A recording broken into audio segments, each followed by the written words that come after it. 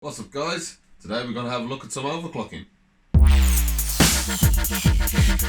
was having a discussion the other day with one of my friends about the AMD FX series and if it was actually any good or not. Most of us think that it probably wasn't, but today I'm going to give it another chance. So I have got an 8320E hooked up to a MSI 970 gaming board and a 240mm AIO, so that should keep it nice and cool. And what we're going to do is, at the moment, everything is set to completely standard. So we've just got auto on the frequencies, all standard voltage, and we've got 16GB of DDR3 at 1600 MHz sitting in here. So what we're going to do now is get a baseline by running a few benchmarks, and then we're going to see how far we can push this thing and see if it actually makes any improvement. So we're going to start off with everybody's favourite, Cinebench R15, and let's see what kind of scores we get out of this.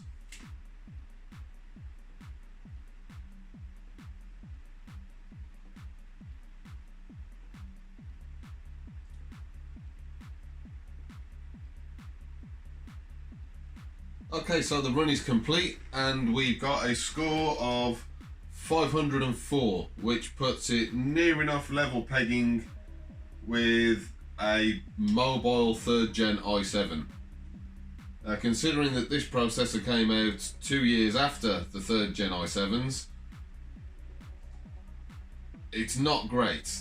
The AMD FX series was known for particularly having bad IPC, that's instructions per core. Even though we've got a fair amount of decent clock speed in here, this is running at 3.2 GHz versus the mobile i7's 2.79. We're not really getting much instructions through the core because it's just a bad design. But let's see what we can do by bumping up those clock speeds a little bit. My target is to see how close we can get to the 4770K. How far we're going to have to push this thing before it even starts to get close to an Intel CPU that was released in the same year. So let's reboot and have a quick look at those frequencies. Right, so we've rebooted, we're in the BIOS, and we're going to have a look at the overclocking menu and adjust a few things to just see how far we can get out of this. So first thing that we're going to want to do is turn off any of the core enhancements because they're going to get in the way of any of the manual overclocking that we're trying to do. So AMD Turbo Core technology gets switched off. And the next thing we're going to want to do is adjust our CPU ratio. So we leave the frequency as it is at 200 MHz standard, but we change the multiplier to increase the speed. So right now we've got a base clock of 3.2 GHz. So let's try throwing another gigahertz on there. Let's see what we can do with 4.2.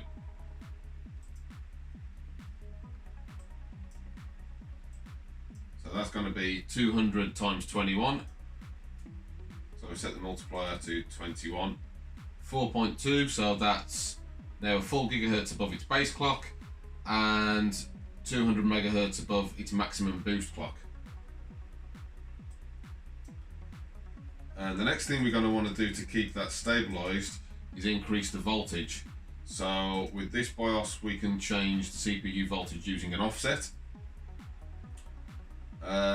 So we're going to give it like an extra 0.3 volts and see how that works out.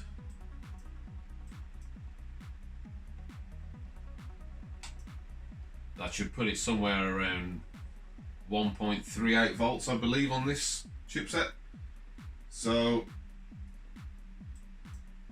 is that going to be enough? We'll bump up the DRAM voltage just a little bit as well to help it be stabilised. So to 1.48, let's set that to 1.53, an extra 50 microvolts. Okay, and now we keep our fingers crossed to make sure it actually starts up again. So we've successfully booted at 4.2 GHz And I've loaded up CPUs just to double check what voltage is and make sure that we're running okay. And we are sitting at 1.48 volts and 4199.77 megahertz. So yeah, 4.2 gigahertz. All seems to be stable at the moment. So let's rerun our Cinebench and see how much improvement we've made. Okay, so our run is complete, and this time we've managed to get a 656, so that's quite a big jump over 504. We're hot on the heels of the i7 3770 at this point, but there's still a fairly long way to go if we want to catch up to that 4770K. So let's bump up the frequency again.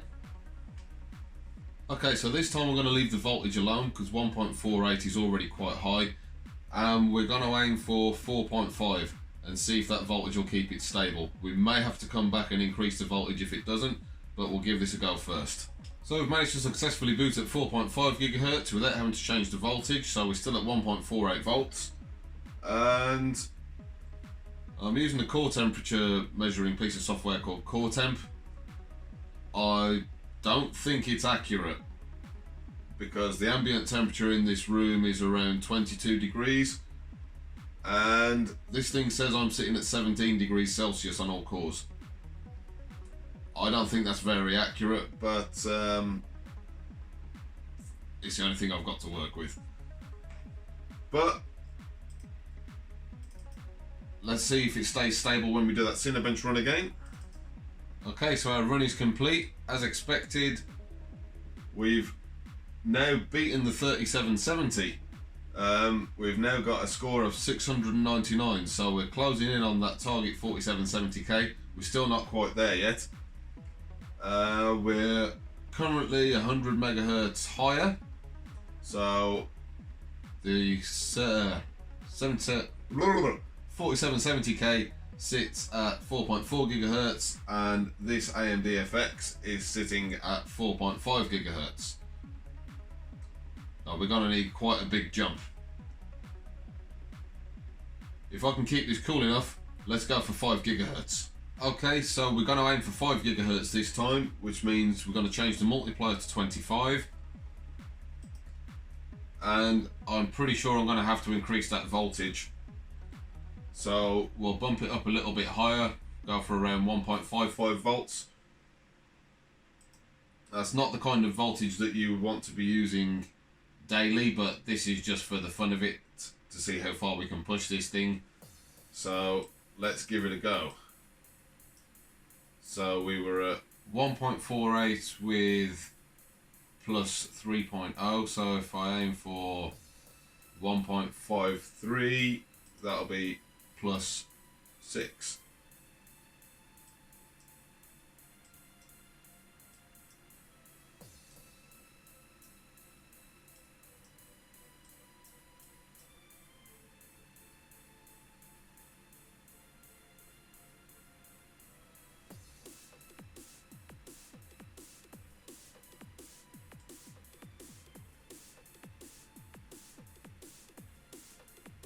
Let's see if it stays stable. Oh, we've had an instant fail at 5 gigahertz. Guess it might have just been a little bit too much. So we'll back it back down to 4.9 and try and stabilise it. Okay, so after many attempts, I've finally got it booting apparently stably at 4.9 gigahertz with 1.67 volts. Now I have to stress this is way too high to be running for any real lengths of time. You shouldn't attempt to run your CPUs at this voltage. But this is for the fun of it. We're trying to see how far we can go just on this water cooler. So 4.9 for the moment at least seems to be the limit. So let's see how close we've gotten to that 4770K. And then, if that stays stable, we're going to see if this is stable enough to actually game at, well, sort of, by running a benchmark. We'll use the Heaven benchmark to see if that'll actually stay stable. I'm not certain that it will. Okay, so we finished our run and it did stay stable. But we still only got to 755. and our target is 822.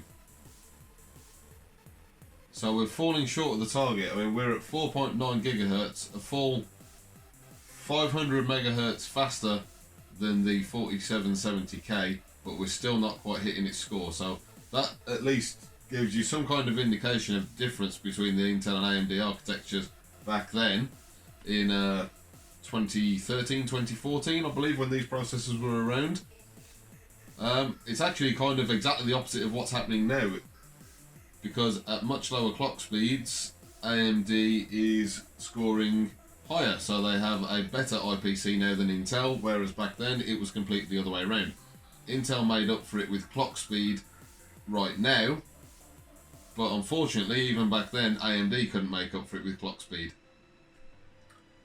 I think there's still more to give out of this CPU, but I don't think I can keep it cool enough, at least not with this. So I've got a little idea, but we'll try it out probably in another video. But for now, let's see if I could actually do any gaming at 4.9 gigahertz, and then I'm going to shut it all down before I blow up this CPU. Okay, so the graphics card that I'm running in here is just the 650 Ti that I've used in a previous video. Reason being, I don't want to put anything too powerful in there because I'm overclocking the hell out of this CPU, and I don't want the graphics card to be drawing too much of the wattage. But let's see how this actually pans out, see if it stays stable. Okay, so the CPU did actually stay stable enough for us to complete the benchmark. It's not a particularly impressive score, obviously. We're using the 650 Ti, it was never going to be that great. But we got 33 frames per second, and it stayed stable for the entire time, which is fairly impressive. Yeah, well, we didn't quite manage to catch up to a 4770K with our scores, but we did at least overtake a 3770. And that was only at the 4.5 gigahertz point, which was running on voltages that you could potentially use day to day. It's 1.48 was probably still a little bit high for running all the time, but with good cooling, it's not going to be too bad. I think 4.5 would be a reasonable overclock for this CPU if you still have an AMD FX. Obviously some of them actually had a turbo boost of 5 gigahertz anyway, and I get the feeling that I can push this CPU a hell of a lot further. I'm just going to need a little bit more heavy duty equipment to do it.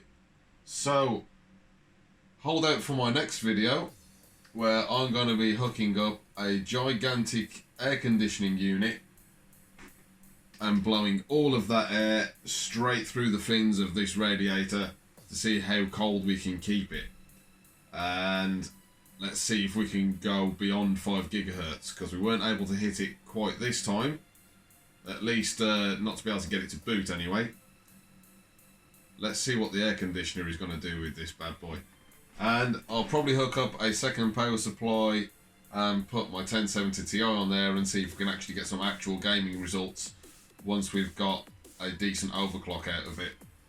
And just to see if we can get anywhere near or beyond that 4770K, and let's see if we can give this thing a final hurrah before it basically just gets to resign to history as one of the worst things AMD ever did. So, keep your eyes peeled for that video coming very soon, but until next time, see you later. Just a quick little add-on here. I did actually manage to get it to boot at 5 gigahertz with the setup that I've currently got, but as you can see, we're completely locked up, and that is going to be because we hit our thermal limit. So hopefully that air conditioner is going to be able to bring the temperatures down further, which means that we can bring the frequencies up higher. But yeah, let's see what happens next time. See you later.